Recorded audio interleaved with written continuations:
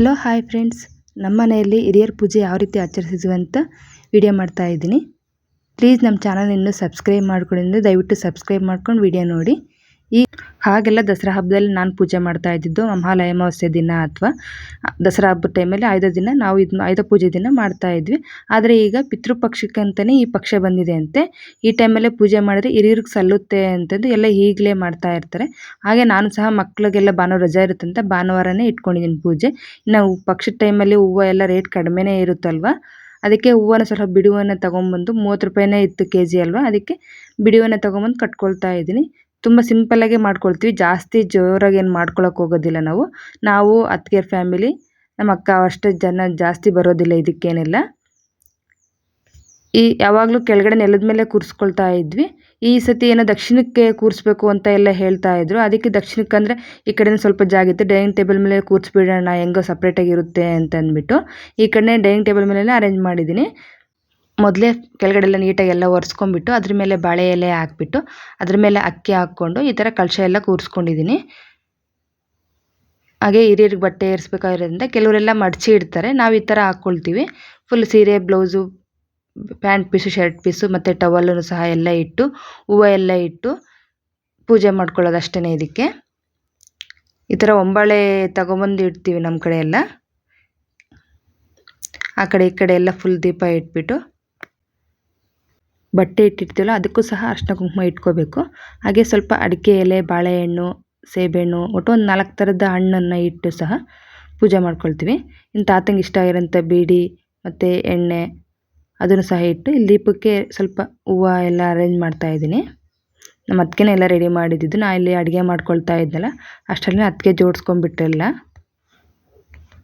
ನಾವು ಎಷ್ಟು ಐಟಮ್ಸ್ ಆದರೂ ಇಡ್ಬೋದು, ಆದರೆ ಸ್ವಲ್ಪ ನಾವು ಇಷ್ಟೇ ಸಿಂಪಲ್ಲಾಗಿ ಮಾಡ್ಕೊಳ್ಳೋದ್ರಿಂದ ಮಾಡಿರೋ ಅಂಥ ಅಡುಗೆಯನ್ನು ಇಟ್ಟು ಮೊದಲೆಲ್ಲ ಸ್ವೀಟ್ ಮಾಡ್ಕೊತಾನೆ ಬರ್ತಾಯಿದ್ವಿ. ಮಾಮ ಅವರಪ್ಪ ಅಮ್ಮಂಗೆ ನಾನ್ ವೆಜ್ಜೇ ಇಷ್ಟ ಅಂತಂದು ನಾನ್ ವೆಜ್ ಸ್ಟಾರ್ಟ್ ಮಾಡ್ಕೊಂಡಿದ್ದೀವಿ. ಈಗ ಫೋಟೋ ಎಲ್ಲ ಇರಲಿಲ್ವಲ್ಲ, ಈ ಥರ ಕಳಶಕ್ಕೇ ಪೂಜೆ ಮಾಡ್ಕೊಂಡ್ಬಿಡುತ್ತೀವಿ. ಈಗ ಇನ್ನು ಮಾಡಿರೋಂಥ ಮುದ್ದೆ, ಚಿಕನ್ ಸಾಂಬಾರು, ಅನ್ನ, ಮಟನ್ ಸಾಂಬಾರು ಮತ್ತು ಚಿಕನ್ ಫ್ರೈ ಇಷ್ಟೇ ಅಡುಗೆ ಮಾಡಿದ್ದಿದ್ದಲ್ವ, ಅದನ್ನು ಸಹ ಎಲ್ಲ ಇಟ್ಟು ಪೂಜೆ ಮಾಡ್ತಾಯಿದ್ದೀವಿ. ಈಗ ಮಾಮನೇ ಫಸ್ಟ್ ಮಾಡಬೇಕಾಗಿರೋದ್ರಿಂದ ಅವ್ರ ತಂದೆ ತಾಯಿಗಳಿಗೆ ಎಲ್ಲ ರೆಡಿ ಮಾಡಿಕೊಟ್ಟ ತಕ್ಷಣ ಇಲ್ಲಿ ಮಾಮ ಬಂದು ದೀಪ ಹಚ್ಚಿ ಊದಿನ ಕಡ್ಡಿ ಹಚ್ಚಿ ತೆಂಗಿನಕಾಯಿ ಹೊಡ್ಕೊಳ್ತಾ ಇದ್ದಾರೆ.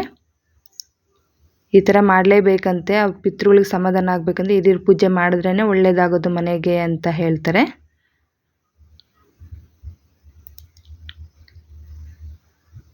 ನಮ್ಮ ಕೈಯಲ್ಲಿ ಎಷ್ಟಾಗುತ್ತೋ ಅಷ್ಟು ಪೂಜೆ ಮಾಡ್ಕೊಂಬಿಡ್ಬೇಕು ಅಷ್ಟೇ. ಹೀಗೆ ಎಲ್ಲ ಪೂಜೆ ಎಲ್ಲ ಮುಗಿಸ್ಕೊಂಡ್ಮೇಲೆ ಸಾಂಬ್ರಾಣಿ ಹೊಗೆ ಅಥವಾ ಧೂಪ ಹಾಕೋದು ಅಂತಾರಲ್ವ, ಅದನ್ನು ಧೂಪ ಹಾಕ್ತಿದ್ವಿ. ಎಲ್ಲರೂ ಬಂದು ಧೂಪ ಹಾಕೋದೇ ಅಲ್ವಾ ಹಬ್ಬ ಅದಂದರೆ. ಇಲ್ಲಿ ಇದು ಮಾಮನೂ ಎಲ್ಲ ಪೂಜೆ ಎಲ್ಲ ಆದಮೇಲೆ ಅತ್ತೆನೂ ಸಹ ಬಂದು ಇಲ್ಲೆಲ್ಲ ಪೂಜೆ ಮಾಡ್ತಾ ಇದ್ದಾರೆ. ನಾನು ಸಹ ಬಂದು ಇಲ್ಲೆಲ್ಲ ಪೂಜೆ ಮಾಡ್ಕೊಳ್ತಾ ಇದ್ದೀನಿ.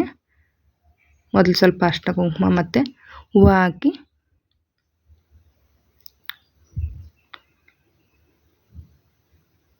ತೆಂಗಿನಕಾಯಿ ಹೊಡೆದು ಪೂಜೆ ಮಾಡ್ಕೊಂಬಿಟ್ರೆ ಆಯಿತು. ಇದಕ್ಕೆ ತೆಂಗಿನಕಾಯಿ ಹೊಡೆದಿರ್ತೀವಲ್ಲ, ಇದಕ್ಕೇನು ಕುಂಕುಮ ಇಡೋದಿಲ್ವಂತೆ.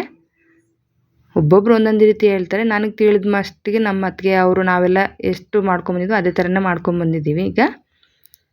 ಈಗ ಅಕ್ಕನೂ ಸಹ ಬಂದು ಎಲ್ಲರೂ ಪೂಜೆ ಮಾಡ್ಕೊಳ್ತಾ ಇದ್ದಾರೆ. ಈಗ ನನ್ನ ಮಕ್ಕಳು ಅವ್ರು ಹೇಳಿದ್ನೆಲ್ಲ ಭಾನುವಾರನೇ ಇರೋದ್ರಿಂದ ಎಲ್ಲರೂ ಒಟ್ಟಿಗೆ ಸೇರಿದ್ರಿಂದ ಮಕ್ಕಳೆಲ್ಲ ಮನೆಯಿಂದ ಅವರು ಸಹ ಪೂಜೆ ಮಾಡ್ಕೊಳ್ತಾ ಇದ್ದಾರೆ. ನನ್ನ ಮಗನು ಅವನು ಸಹ ಪೂಜೆ ಮಾಡ್ತೀನಿ ಅಂತಂದು ಊದಿನ ಕಡ್ಡಿ ಹಿಂಗೆ ಇಟ್ಕೊಳಕ್ಕೆ ಬರಲ್ಲ ಅಂತ ಅವನಿಗೂ ಸಹ ಎಲ್ಲ ಹೇಳ್ತೆ, ಅವನಿಗೂ ಸಹ ಧೂಪ ಹಾಕಿಸ್ದೆ. ಇಲ್ಲಿ ಇನ್ನು ಅಕ್ಕನ ಮಗಳು ಅವಳು ಸಹ ಬಂದು ಅವಳು ಸಹ ಪೂಜೆ ಮಾಡಿ ಧೂಪ ಹಾಕಿದ್ಲು. ಎಲ್ಲರೂ ಪೂಜೆ ಎಲ್ಲ ಆದಮೇಲೆ ನಾವು ಮಂಗಳಾರತಿ ಮಾಡ್ತೀವಿ. ಮಂಗಳಾರತಿ ಎಲ್ಲ ಮಾಡಿಕೊಂಡು ಒಂದು 10 ನಿಮಿಷ ಆದರೂ ಹೊರಗಡೆ ಇಡ್ತೀವಿ ಬಾಗಿಲು ಹಾಕ್ಕೊಂಡ್ಬಿಟ್ಟು ನಾವು. ಯಾಕಂದರೆ ಇದು ರೂಢಿ ಅಂತೆ. ಒಂದು 10 ನಿಮಿಷ ಬಂದು ಹಿರಿಯರು ಬಂದು ಹೋಗ್ತಾರೆ ಅನ್ನೋ ಇದರಿಂದ ಒಂದು 10 ನಿಮಿಷ ಬಾಗಿಲು ಹಾಕ್ಕೊಂಡು ಎಲ್ಲರೂ ಹೊರಗಡೆ ಹೋಗ್ತಾ ಇದ್ದೀವಿ. ಈಗ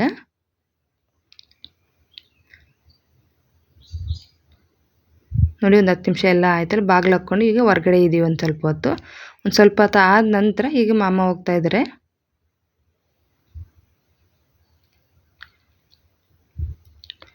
ಎಲ್ಲ ಹೋಗಿ ಎಲ್ಲರೂ ಊಟಕ್ಕೆಲ್ಲ ರೆಡಿ ಮಾಡ್ಕೊಂಡ್ವಿ. ಊಟ ಎಲ್ಲ ಮಾಡಿಬಿಟ್ಟು ಊಟ ಎಲ್ಲ ಆದಮೇಲೆ ಎಲ್ಲರೂ ಅಡಿಕೆಲೆ ಹಾಕ್ಕೊಳ್ತಾ ಇದ್ದಾರೆ. ಆಗಲೇ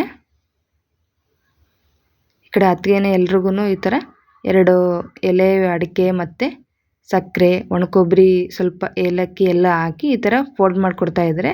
ಇನ್ನು ಸ್ವಲ್ಪ ಇದಕ್ಕೆ ಗುಲ್ಕನ್ನು ಆ ಥರ ಹಾಕ್ಬಿಟ್ರೆ ಸ್ವೀಟ್ ಬಿಡನೇ ಆಗಿಬಿಡುತ್ತೆ ಬೇಕಾದರೆ ಇದಕ್ಕೆ ಸುಣ್ಣ ಹಾಕಿದ್ರೆ. ಆದರೆ ಅಷ್ಟೊಂದೆಲ್ಲ ಯಾಕೆ ಅಂತ ಇದನ್ನ ಈ ಥರ ಮಾಡ್ಕೊಂಡು ಮನೆಯಲ್ಲೇ ಈ ಥರ ಸಿಂಪಲಾಗೆ ಹಾಕ್ಕೊಂಡ್ವಿ ನಾವು. ಇನ್ನು ಅವರು ಸಹ ಎಲ್ಲ ಊಟ ಮಾಡ್ಕೊಂಡು ಅಣ್ಣನೂ ಸಹ ಬಂದರು, ಅವರು ಸಹ ಊಟ ಮಾಡಿಕೊಂಡು ಹೊರಡ್ತೀವಿ ಅಂತ ಹೊರಟ್ರು. ಯಾಕಂದ್ರೆ ಬೆಳಿಗ್ಗೆ ಕಾಲೇಜು ಸ್ಕೂಲ್ ಇರೋದ್ರಿಂದ.